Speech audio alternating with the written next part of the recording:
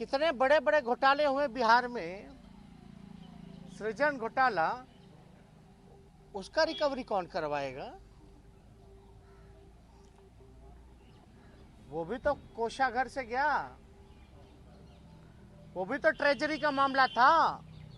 बिहार के कितने जिलों में हुआ सृजन घोटाला? मुख्यमंत्री के जानकारी हेतु क्यों नहीं मुख्यमंत्री पे कार्रवाई की गई? बल्कि चारा घोटाला में तो लालू जी ने ही आदेश दिया जांच का। जिसने जांच का आदेश दिया, जिसने जांच करवाया, उसी को तुम जेल भेज दिए। कोई बात नहीं, लालू जी जाते जाते बोले ना झुके हैं ना झुकेंगे, हमेशा सांप्रदायिक शक्तियों से लड़ते रहेंगे। उसकी सजा मिली है, और देख रहा कोई एक बार थोड़ी ना, बार बार सजा मिलती जा रही है। लोग को लग रहा भाई किस बात का बार बार एक ही आदमी पे सजा सुनाई जा रही है, और जो यहाँ 80 घोटाला करके बैठा है, सृजन महाघोटाला महापाप करके बैठा बालिका गृह वाला, उन लोगों पे कोई कार्रवाई नहीं होती। तो भाई हम मेरे अगर ट्विटर पे जाइएगा तो पहला ही टैग्ड है एक ट्वीट, थोड़ा पढ़ लीजिएगा। आज भाजपा के खिलाफ, सांप्रदायिक शक्तियों के खिलाफ देश में कोई नेता नहीं बोलता है जहां लालू जी बोल रहे हैं, लड़ रहे हैं।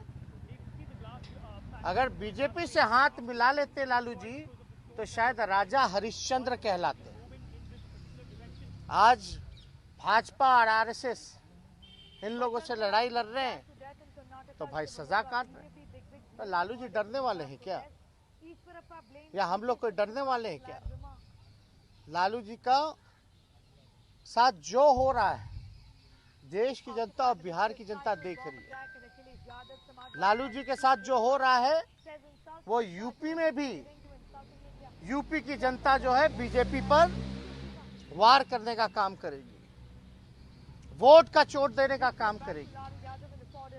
लोग को लगता है कि लालू जी को जेल भेज देने से लालू जी कमजोर हो जाएंगे, पार्टी नस्तानाबूद हो जाएगी। बिहार की सबसे बड़ी पार्टी निकल के आई, आरजेडी सरकार बना चुके थे महागठबंधन। ये तो कुछ बेईमानी कर करके लोग आ गए थे, तो लालू जी तो और मजबूत हुए, पार्टी मजबूत हुई, और लालू जी का एक एक सिपाही आने वाले समय में बीजेपी और आरएसएस को बिहार की धरती से और नीतीश कुमार जी जैसे बेईमान नेता को खत्म करके, खत्म मतलब पॉलिटिकली खत्म करके ही सांस लेकर के जो है वो काम करेगा। ये चुनौती है जो देश के लिए, जिन लोग बर्बाद कर रहे हैं, जो देश के युवाओं को बर्बाद कर रहे हैं, देश के संपत्तियों को बेचा जा रहा है।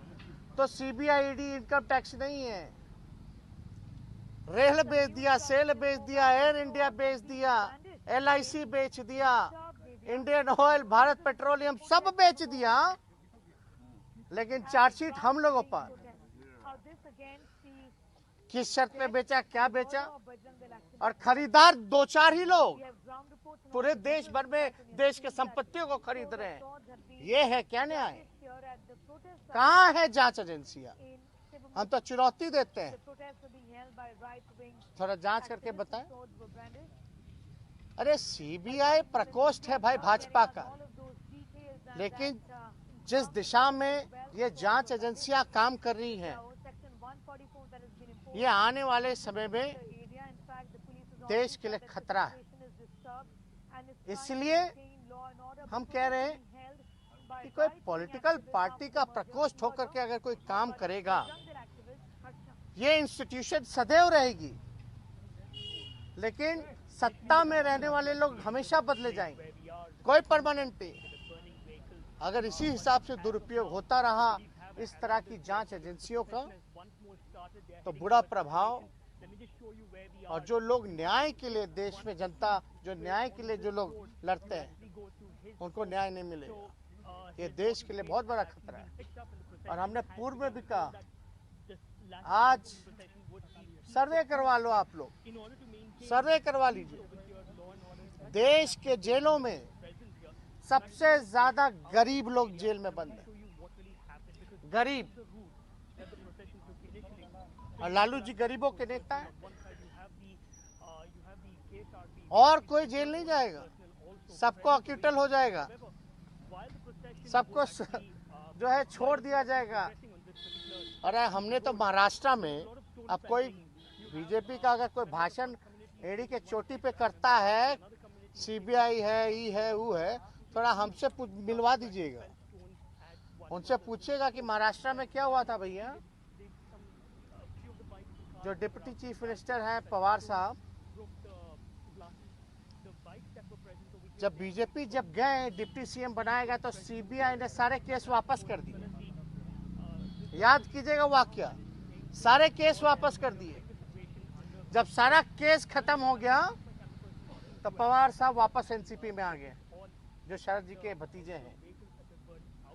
जब वापस आए तो दोबारा ईडी और सीबीआई के छापे और रेड पड़ने लग गए। यही है जांच एजेंसियां क्या? ये तो जीता जाता उदाहरण है, और हमको कैसे सैकड़ों उदाहरण मिलेंगे इस पे हम नहीं कहना, लेकिन ऐसी संस्थानों का दुरुपयोग किया जा रहा है। नीतीश कुमार कह रहे थे कि जो लोग शिकायत करते हैं, जो लोग क्रिमिनल हैं, आप तो वही है ना, उनसे क्यों नहीं पूछते? क्या चीज? कौन? नीतीश जी बता रहे हैं। नीतीश जी थोड़ा सृजन के बारे में बताइए। I have no interest. Bihar की जनता और देश की जनता को रुचि इस मामले में नहीं है कि चारा घोटाले में नीतीश जी की प्रक्रिया क्या है। बिहार की जनता और देश की जनता का इंटरेस्ट इसमें है कि आपके रहते 80 घोटाले हुए, आज तक कोई अधिकारी मंत्री या आप पे क्यों नहीं कार्रवाई की गई? सृजन मामले में क्यों नहीं कार्रवाई की गई? सीएजी का रिपोर्ट उठा के देख लीजिए आप सब लोग। 2 लाख करोड़ का हिसाब कहाँ है मुख्यमंत्री जी बताइए? 2 लाख करोड़ का इंटरेस्ट इसमें है। और नीतीश जी को बताना, हम देखिए बड़े हैं, मुख्यमंत्री हैं चोर दरवाजे के, तो हम इतना ही उनको कहेंगे कि चारा घोटाला में आप तो मत ही बोलिए।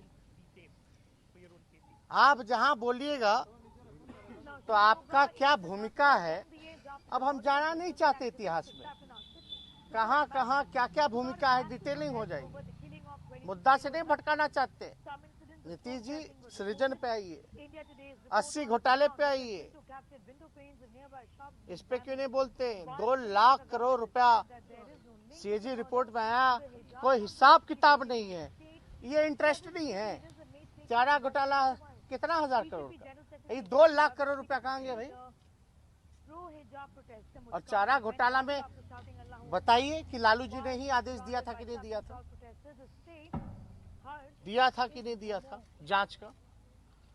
तो जो दोषी है वो जांच करवाएगा, वो भी सीबीआई से। ये सब लोग जानते हैं। उस दौर में जनता दल का दौर था, और जनता दल में उस दौर में क्या क्या चल रहा था वो सबको पता है, कितने खेमे थे। फिर बीजेपी 1 साल बाद आ गई, फिर दुरुपयोग शुरू हो गया। तो ये बताने की हमको जरूरत नहीं है। जैसे कि आपने बोला कि नीतीश कुमार की राजनीति जो है उसको खत्म करके बीजेपी को खत्म करेंगे, और चीजें बोला एक बार फिर से। हम बस इतना ही कह रहे हैं कि लालू जी के साथ जो हो रहा है बिहार की जनता देख रही है, और बिहार की धरती में बिहार की जनता ने लालू जी को आशीर्वाद दिया, और बिहार में सबसे बड़ी पार्टी के रूप में ही नहीं बल्कि हम सरकार बनाने का मैंडेट भी मिला था, जनादेश था, लेकिन चोर दरवाजे से ये लोग आए। अब देख रहे हैं ना लोग भाई कि क्या लालू जी के साथ बार बार एक ही आदमी को प्रताड़ित किया जा रहा है। तो आने वाले समय में लालू जी के चाहने वाले लोग या बिहार का हित जो चाहते हैं, देश का हित जो चाहते हैं, वो सब जो है भाजपा, आरएसएस और नीतीश जी को, पार्टी को जो है विलुप्त करके ही, राजनीतिक रूप से खत्म करके ही सांस